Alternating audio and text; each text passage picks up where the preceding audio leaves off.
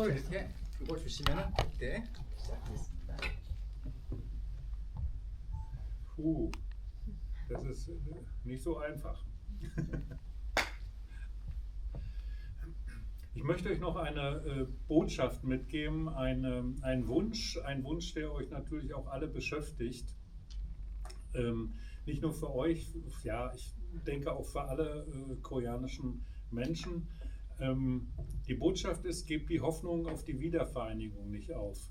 Wartet geduldig und beharrlich.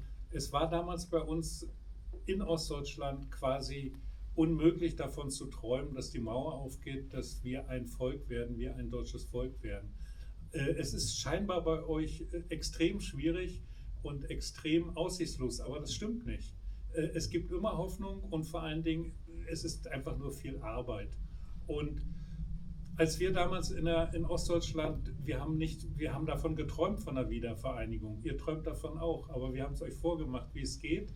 Und deswegen sitze ich auch hier, um euch ein Gefühl zu geben, das klappt schon irgendwie. Ohne Freiheit keinen Frieden und wir wollen alle in Frieden leben. Auch wenn die deutsche Einheit wie ein plötzliches Ereignis erscheinen mag, war es das Ergebnis eines langen Prozesses, eines ständigen Austausches und der Zusammenarbeit zwischen Ost- und Westdeutschland, zwischen gegenseitigem Verständnis, um das Miteinander für möglich zu erkämpfen. Ich habe 30 Jahre in der Diktatur gelebt, ich lebe jetzt 35 Jahre in Freiheit, in der Demokratie. Nichts möchte ich von damals wieder haben, wirklich nichts. Und es hat sich einfach gelohnt zu kämpfen, es hat sich einfach gelohnt zu arbeiten. Es ist, weißt du, es ist manchmal wie in der Ehe. Ehe ist Arbeit und auch Wiedervereinigung ist Arbeit. Und ohne Arbeit gibt es keine Wiedervereinigung. Wenn das Koreanische, wenn ihr den Wunsch auf Wiedervereinigung nicht aufgebt, den Dialog aufrechtzuerhalten, das Versuchen, das Mögliche zu erreichen, dann gibt es Frieden und dann gibt es auch Frieden zwischen den beiden jetzigen geteilten Ländern. Die Wiedervereinigung ist die Grundlage dafür, für Frieden und für Freiheit. Macht nicht nur euer Portemonnaie auf, wenn es soweit ist. Es ist bald soweit. Ich kann keinen Termin nennen, aber vor allen Dingen das Wichtigste ist, die Herzen aufzumachen.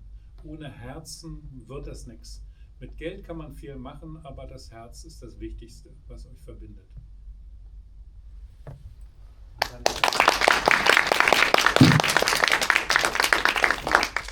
두 분 말씀해 주셨기 때문에 한 번 더 박수 부탁드립니다. So, jetzt gibt's a question. 제가 조금만 준비한 다음에 이 주신 말씀이 정말 좋은 저희가 안고 가야 될 그런 헤아리 담겨 있고요. 그 말씀 옮기고 그 다음에 질의 응답으로 이어가도록 하겠습니다. Ich werde erstmal kurz erklären, was du zweimal aber gesagt haben. 마지막에 하신 말씀부터 옮길게요.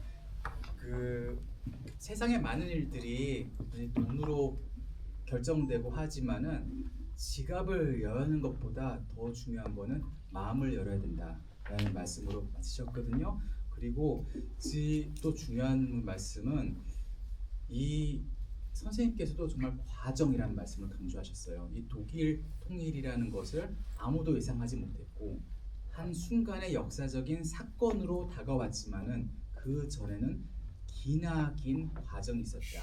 동서독의 단절로 남지 않고 분단이지만은 그래도 계속 서로 교류하고 대화하고 이런 작은 노력들이 쌓이면서 아주 최소한의 신뢰도 형성되고 그러면서도 서로 상호 교류 때문에 동독에 있는 시민들도 우리 선생님처럼 서독의 상황을 알고 그거와 현재 동독의 상황을 비교하게 되고 이런 것들이 계속 축적된 것이거든요. 그러니까 사실 또 중요한 말씀이 이런 것이 언제 어떤 결과가 올지 몰라도 매일매일 해야 되는 그것에서 어떻게 보면 그게 준비가 되고 그리고 증명이 되는 것이다. 그래서 이 마음을 열고 또 미래를 믿고 그리고 또 선생님 하신 말씀이 사실은 그렇게 표현을 하지는 않으셨어요. 그런데 북한의 사람들을 믿어라.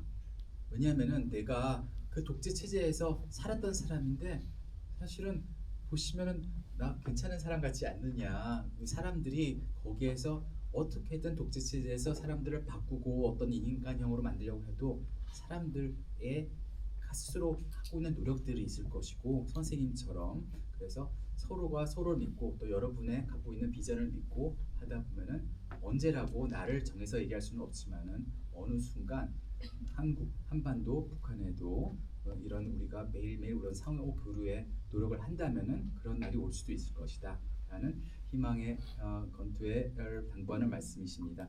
감사드리고요. 그러면은 Ja, claro. 네, 많은 또 그 감명도 받으셨을 것 같고 질문도 있으실 것 같은데 지금부터 시작하도록 하겠습니다. 질문을 네네 그리고 많은 분들이 또 참여하셨으면 좋겠어요. 그래서 처음에는 이제 아직 질문 많이 안 하셨던 분들 위주로 좀 미리 또 생각을 하시고 계시고요. 질문 많이 하셨던 분도 역시 같이 함께 해주셨으면 좋겠고 순서를 조금 더 그렇게 드리도록 노력을 하겠습니다. 네, 질문도 부탁드릴게요. 네, 네, 조금 먼저 하시고 그 다음에 바로 이어서 부탁드릴게요. 네. Vielen Dank für heute. Oh. Ich möchte eine Frage auf Koreanisch, weil ich Deutsch nicht gut spreche. Aber doch. 그 저는 어떤 She, 마음가짐으로 perfekt. So. perfekt. Aber 얘기 안 어떤 하셔도 마음가짐으로 그 두려움을 이겨내고 사진과 영상을 찍어서 서독으로 보내는 선택을 용기 있는 선택을 하셨는지가 궁금합니다. 왜냐하면 그냥 역사적인 사건으로 바라봤을 때 그 역사를 바꿨던 사람들의 개개인은 후대 사람들이 봤을 때는 되게 위인같이 느껴지거든요. 그래서 그거를 실제로 선택한 사람의 개인적인 그 생각을 들어보고 싶었어요. Manchmal gibt es in der Geschichtsdarstellung solche einzelne Entscheidungen, die wir damals unternehmen sind, wie eine Heldentat. Also die man einfach als gewöhnlicher Einzelner eigentlich nur so wie eine Geschichte Menschen so nur vorstellen kann. Aber was hast du dabei wirklich gedacht? Wie war es dir trotz der eminenten Gefahr? Du hast ja die Soldaten gesehen auf der Straße. Wie war es also innerlich bei dir? Wie war es dir überhaupt möglich? Naja, weißt du, heute kann ich natürlich darüber locker reden und locker schwadronieren quasi. Aber die Gefühle von vor 35 Jahren heute wieder zu geben, ist schon schwierig. Aber weißt du, Angst hat jeder. Aber Angst muss man auch mal abgeben, weiter delegieren. Wenn man die Angst nicht, was weiß ich habe auch manchmal Angst vorm Autofahren, weil so viele Verrückte unterwegs sind. Aber damals mit mein Freund Aram zum Beispiel, der kam gerade aus dem Gefängnis. Der hat 6 Monate im Gefängnis gesessen. Mein Freund Roland Jahn, der die Videos im Westen bearbeitet hat, mit dem ich die ganze Zeit kommuniziert habe, auf ganz komischer Art und Weise, der war auch im Gefängnis. Und die haben sich beide gesagt, wir wollen das nicht mehr nochmal erleben. Wir müssen handeln. Sonst sind wir ewig eingesperrt, wir werden ewig unterdrückt sein, wir werden nicht rauskommen aus der DDR, sie machen mit uns, was sie wollen. Und was ich mir immer gesagt habe, so als Mut, als Aufbau, das Haus meiner Eltern ist auch mein Haus. Das ist nicht euer Haus, das ist meins und das wird immer meins bleiben, solange ich lebe. Und das nehmt ihr mir nicht weg. Und deswegen gehe ich auch nicht in den Westen. Ich bleibe einfach hier und ich werde euch zeigen, dass ich es kann. Also man muss... Auch heute ist ja auch manchmal die Situation nicht so schön auf der Welt. Auch im Land mit diesen rechten Parteien, sie ist einfach manchmal anstrengend.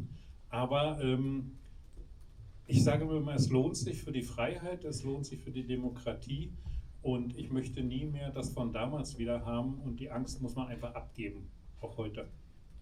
Auch heute gegenüber den Ansichten eines Trumps.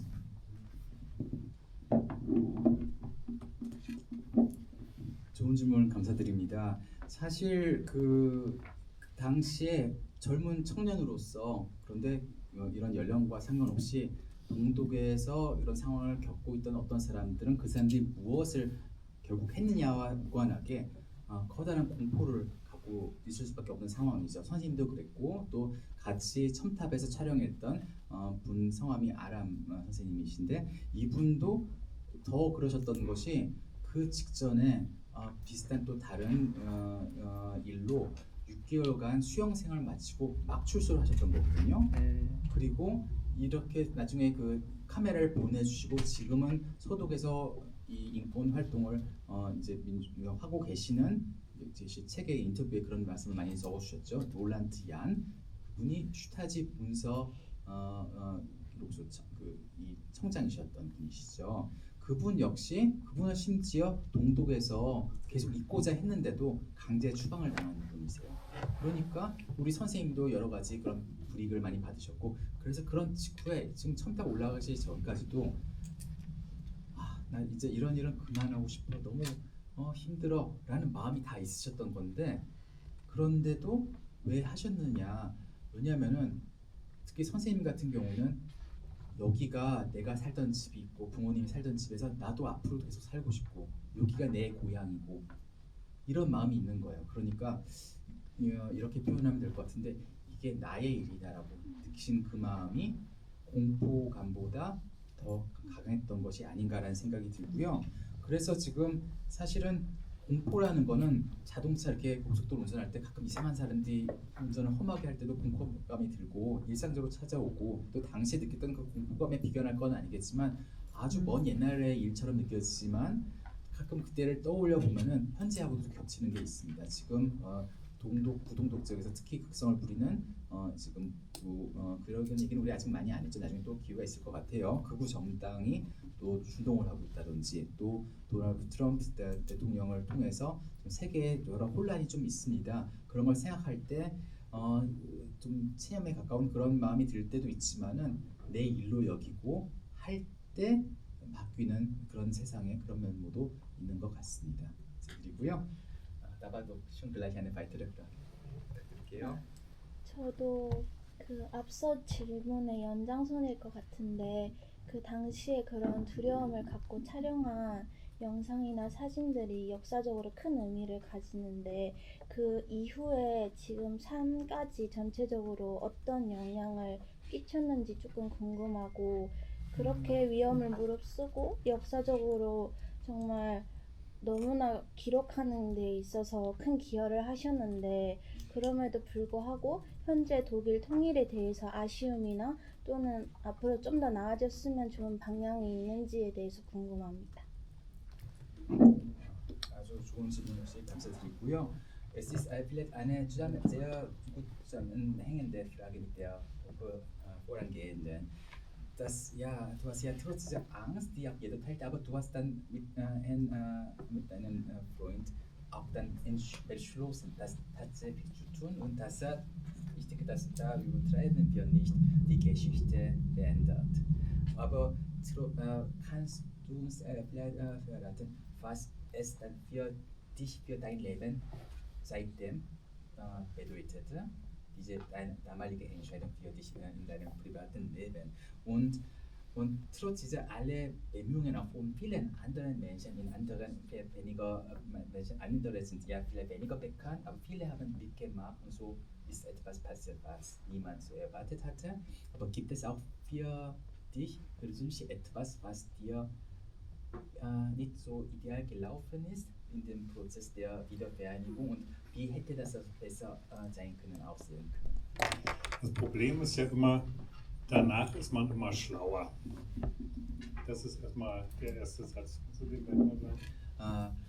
시점이 흐른 후에 보면은 그 당시보다 더 현명한 사람이 되는 겁니다. 그러니까 당시에 항상 가장 현명한 판단하기는 어렵죠. Aber mein Leben hat sich natürlich grundsätzlich geändert. Ich durfte früher die DDR nicht verlassen und ich habe das erste, was ich gemacht habe nach der Maueröffnung, ich habe meine Oma besucht. Ganz einfache, normale, menschliche Sachen. Die war damals schon 89 Jahre alt und ich dachte immer so, das musst du noch schaffen. Das ist das Wichtigste, dass sie das noch erlebt, dass ich sie zu Hause besuche. Und das ich immer noch so mit. 첫 번째 질문에 답변을 이제 하신 것 중에 동독을 고향으로 지키고 하겠다는 마음과 동시에 동독에 이제 고령이 되셔서 오실 수 없는 할머니가 계속 서독에 계셨어요.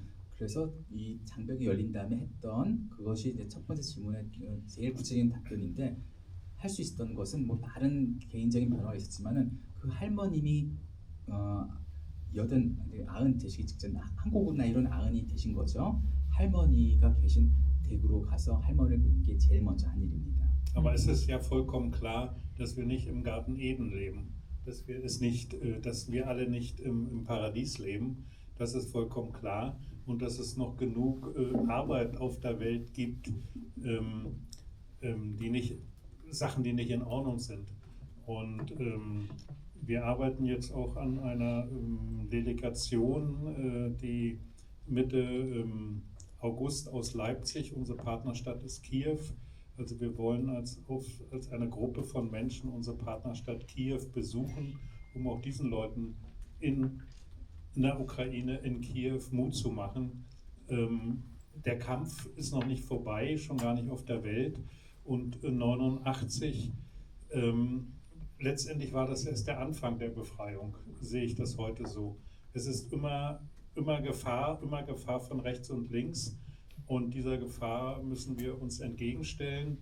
Und Demokratie zu verteidigen ist letztendlich auch anstrengend und Arbeit. Aber ohne Arbeit kein schönes Leben.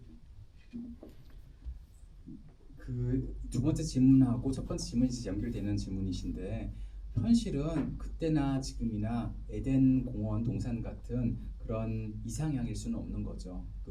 일하고 노력하지 않으면 바뀌지 않는 거는 언제나 어느 나라나 동일한 것 같고요. 이 라입지시의 자매 결연 도시가 이제 요즘은 한국에서 키이우라고 부르잖아요. 그 우크라이나 수도와 자매 결연 도시인데, 그 전쟁도 아직 끝나지가 않고 계속되고 있죠. 세상에서 보도가 덜 될 뿐이지. 이 우크라이나 키이우에서 파견된 그런 인사들과 계속 같이 협력을 하고 계시는 거예요. 왜냐하면은 1989년에 장벽이 무너졌지만은 그래서 이 독일이나 유럽 통합 정도로 하고 끝났다고 생각하지 않으시고, 그 우크라이나 전쟁을 포함해서 전 세계적으로 어떻게 보면은 해방, 민주화의 그 어떤 중요한 계기가 그때 시작되고 아직 종결되지 않았다고 생각하시고요. 그래서 동독 안에서 또 독일 안에서도 또 극우를 비롯한 어떤 대립 그리고 갈등, 혼란이 있지만은 그거에 상관은 우리가 지금 해야 될 일을 찾아서 하는 것이 우리의 미래를 조금이라도 나은 곳으로 만들지 않을까라고 생각하십니다. Aber in meinem Buch höre ich auch nicht auf mit 1989, sondern mit dem Hier und Jetzt. Und also es geht immer weiter. 지금 이제 돌려보셨던 이 책의 마무리도 당시에 대한 89년, 90년의 상황에 대한 회고로 끝나는 것이 아니라 현재 이야기로 마무리가 되는데요. 역시 같은 연장선에서 이해하시면 되겠습니다. 또 다른 저희가 아직 다행히 오늘 좀 여유가 많아서 이런 부분을 또 같이 공유하면 좋을 것 같아요. 질문 자체에 여러분의 그런 마음이 좀 담겨 있는 것 같아서 너무 좋습니다. 또 다른 네. Die Frauen sind ganz weit vorne, Jungs. Strengt euch mal ein bisschen an. 네. 지금 그 여성 참가자분들이 질문을 많이 주시는 걸 너무 좋아하시고